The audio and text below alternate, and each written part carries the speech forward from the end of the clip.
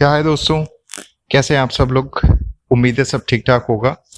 और हम लोग बातचीत कर रहे थे कि लाइफ से जुड़ी हुई चीज़ों के बारे में और सेल्फ अंडरस्टैंडिंग और डेली लाइफ के बारे में, ताकि जो है हमारी ज़िंदगी बेहतर हो सके। जो रोज़ाना की ज़िंदगी है, जो रिश्तों से बनी है, काम से बनी है, हम उसकी बात कर रहे हैं।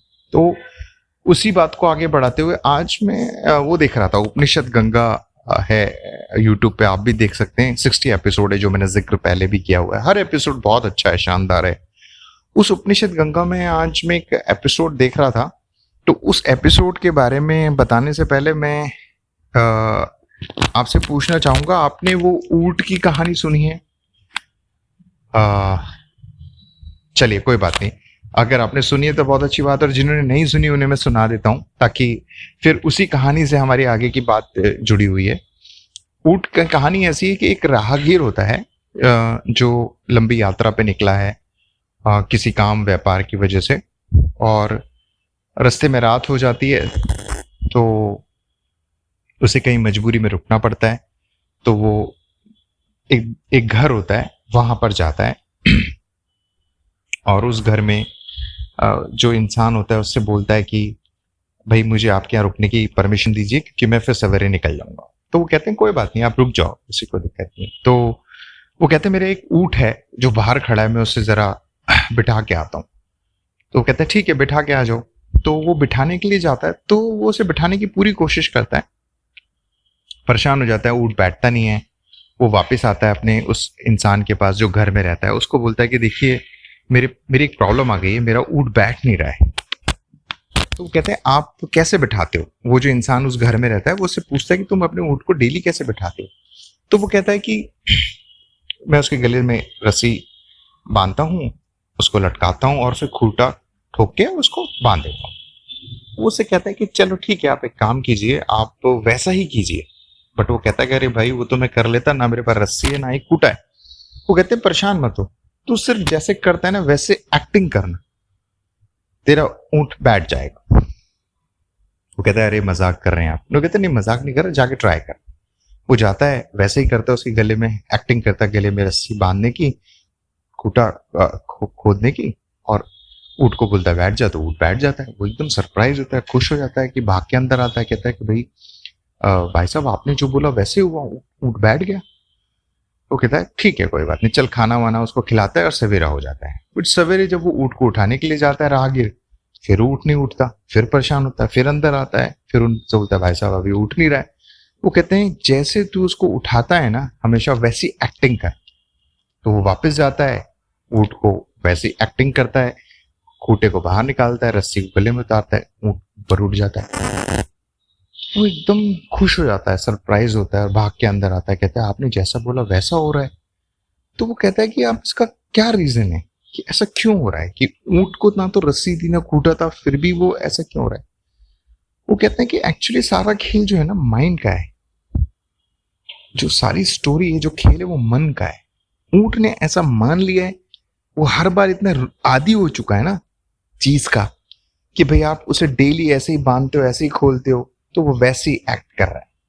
सेम यही बात हम सब लोगों पे लागू होती है। ये स्टोरी बहुत ही जानदार स्टोरी है, बहुत ही जबरदस्त स्टोरी है। हम अपनी डेली रूटीन और लाइफ में जो हमने समझ रखा है, जो जाना है, उसी तरह जीते जा रहे हैं, है ना? कोई सवाल नहीं है कि क्या ये सही है गलत है, या हम ऐसा कर रहे हैं तो क्यों कर रहे हैं, सच क्या है, ये सब जानना हमें ही नहीं। हम एक रूटीन में बने हैं, वो फॉलो हो रहा है अपने आप, मशीन की तरह अपन काम कर रहे हैं, राइट है? अब वहां रस्सी नहीं थी, तब भी उसे लगा रस्सी है, ऊँट बैठ गया। हम भी इसी तरह फंसे पड़े हैं अपने माइंड में, जो चीजें हैं बस उसी में उलझे हुए पड़े हैं। सवाल नहीं है कि जो भी हम कुछ कर रहे हैं वो क्यों कर रहे हैं, किस लिए कर रहे हैं, कहाँ जाना है, ये क्वेश्चनिंग होनी बहुत जरूरी होती है, राइट है? तो खैर इस स्टोरी में फिर उन्होंने ये बताने की कोशिश की है कि भाई किस तरह से इंसान बाहरी चीजों में फंस गया है, उसी रूटीन में जा रहा है ना? ये एक तरह से आप कह सकते हो कि इल्यूजन्स में फंस गया है ना? बराबर है। तो खैर कहने का मतलब ये है कि इस स्टोरी से सीखने को ये मिलता है कि ऊंट की तरह हमारी जिंदगी हो गई, तो हम जागें, हम देखें कि हम क्या कर रहे हैं, है ना? जाने कि सच क्या है, जाने कि हमारा सच क्या है, राइट। ये सच क्या चीज होती है ना। क्यों हम हमारी असलियत क्या है, हम क्या हैं, ये सब समझें, तभी हम इन चीजों से निकल पाएंगे, राइट। हम तभी हम हमारे इस चैनल का उद्देश्य ये है कि आप अपने बारे में जानें, राइट। क्योंकि जब आप अपने बारे में जान जाएंगे, झांकेंगे, तो आपको सच दिखेगा और फिर आप आजाद हो जाएंगे, फिर आप इस तरह की रस्सियों के गुलाम नहीं रह जाएंगे। ये स्टोरी से ये बताने की कोशिश की गई है। हालांकि आप उपनिषद के उस एपिसोड में भी देख सकते हैं, आई थिंक बंधन करके उस एपिसोड का नाम है, उपनिषद गंगा, जो यूट्यूब पर है। बहुत अच्छा है, उसमें काफी डेप्थ की बातें और की गई हैं। वो उतनी डेप्थ की बात ना करके, क्योंकि मैं आपको उसके क्रक्स को समझाने की कोशिश कर रहे हैं, हम वो बात कर रहे हैं, ठीक है। अब आप किसी को भी अगर आप जो गहरा बात समझ गया है, सेम यही बात आप अगर आप जय कृष्ण मूर्ति को सुनेंगे तो वो अलग रूप में बोलते हैं कि उनका ऐसा कहना है जय कृष्ण मूर्ति का कि भाई आपके जो ब्रेन में जो थॉट्स हैं, जो विचार हैं, जो सब कुछ मैंने आप उसमें फंसे हो, वो इस तरह से समझाते हैं। उपनिषद गंगा अलग कहानी सुना के समझा रही है।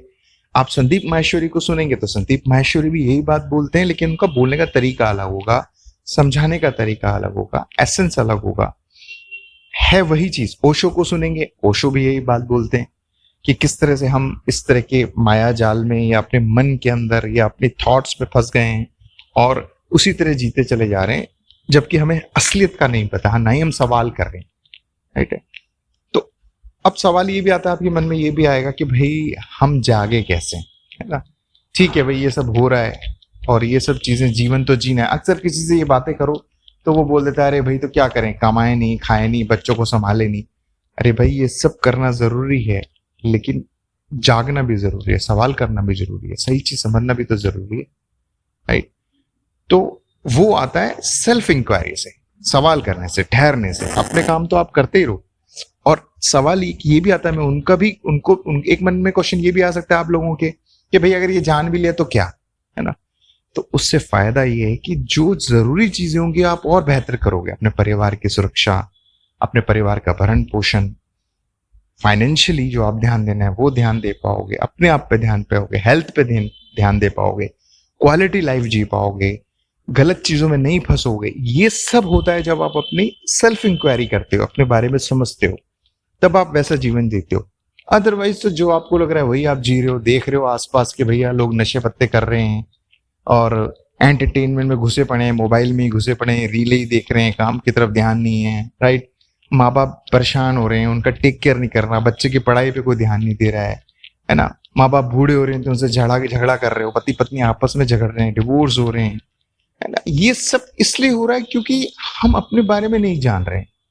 तो ये सब होता है जब हमारे अंदर ये सवाल आता है कि ये सब क्यों हो रहा है, मुझे अच्छे से जीना है, मुझे सही जीवन जीना है। जिसके अंदर ये बात होती है वो सेल्फ इंक्वायरी करता है, समझता है, पढ़ता है, सुनता है कि कहाँ कुछ अच्छी बात कही जा रही है, और धीरे धीरे फिर वो उसको क्लियरिटी मिलती है, और वो क्लियरिटी उसकी लाइफ में झलकती है। ना कि ऐसा नहीं कि संत बन के बैठ गए और सिर्फ उपदेश दे रहे हैं और सिर्फ ज्ञान की बातें हो रही हैं और जीवन की धज्जियां हो रही हैं, ऐसा नहीं है। उसका जीवन ही उसका जवाब होता है।